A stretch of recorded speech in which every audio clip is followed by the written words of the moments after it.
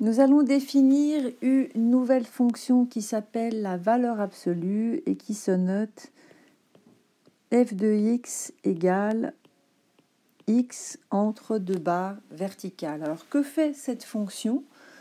Elle rend en fait tous les nombres positifs. Ça veut dire qu'en fait on ne considère plus que le nombre sans son signe. Par exemple, l'image de 0, c'est la valeur absolue de 0, c'est égal à 0. L'image de moins 1, c'est la valeur absolue de moins 1, et on note le signe, donc ça donne 1. Si on prend l'image de 1, c'est la valeur absolue de 1, donc on note le signe, et ça fait 1. Le problème, c'est qu'on ne peut pas travailler, en fait, avec ces deux barres verticales quand on fait des calculs, donc il faut écrire cette fonction un peu différemment.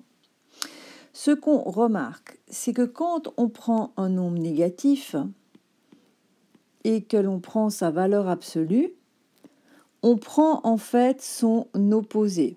C'est le petit moins que j'ai mis devant, qui est ici. Voilà. On prend l'opposé en fait du nombre, alors que quand le nombre est positif, on fait que réécrire le nombre, puisqu'il n'y a pas de problème de signe.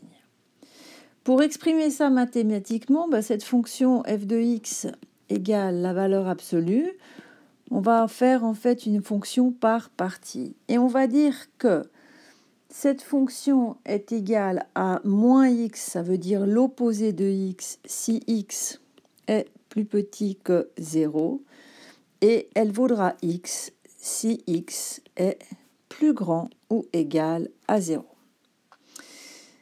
Alors ça, c'est beaucoup mieux comme notation parce que ça, on peut travailler avec. Alors, ce qu'on peut faire ensuite, c'est essayer de faire son dessin, de la représenter graphiquement pour voir à peu près ce que ça donne. Donc, on va mettre ici l'axe des x. Et puis ici, oula, ça va dans tous les sens. Hop, pardon, on va mettre l'axe des y. Donc là, on a bien y. Là, on a bien x. Alors, si on prend 0, la valeur absolue de 0, c'est 0. Alors, j'ai juste oublié de mettre une échelle, c'est quand même mieux. Voilà, on va mettre la même sur les deux axes. L'image de 1, c'est la valeur absolue de 1, c'est 1. L'image de 2, c'est la valeur absolue de 2, etc.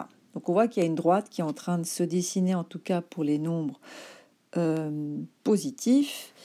Et cette droite, voilà. Alors, je vais essayer de la faire le mieux possible. Il faut juste que je la déplace maintenant. Voilà, on doit y être. Voilà, ça nous donne ça.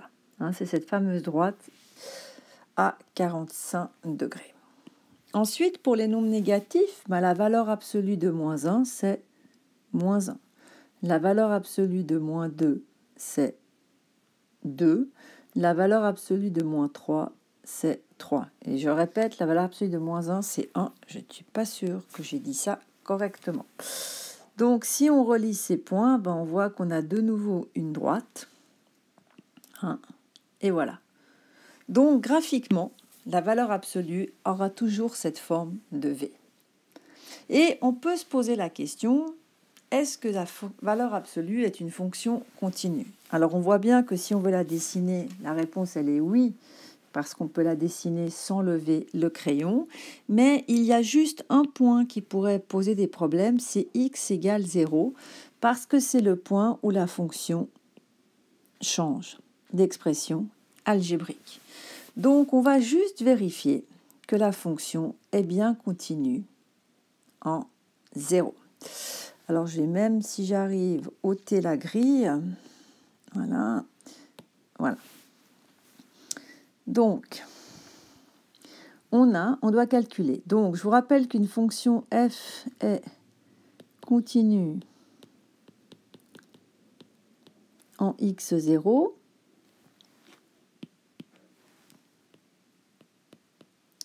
Si et seulement si la limite lorsque x tend vers x0 de f de x est égale à l'image de x0 par f.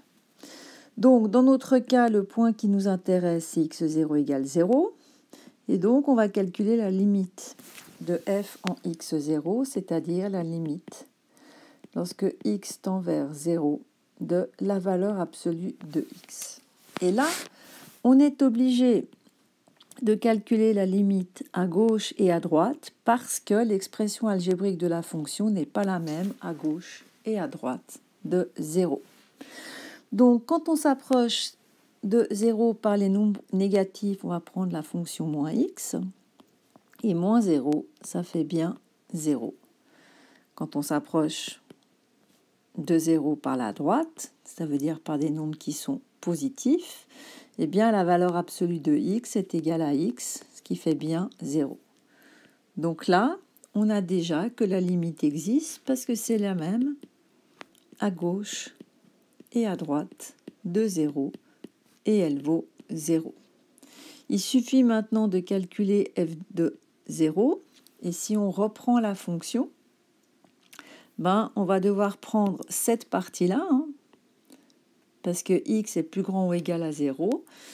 Et donc, l'image de 0, ça sera simplement 0. Donc, on a bien que la limite de f en 0 est égale à l'image de 0. Donc, la fonction est continue en 0.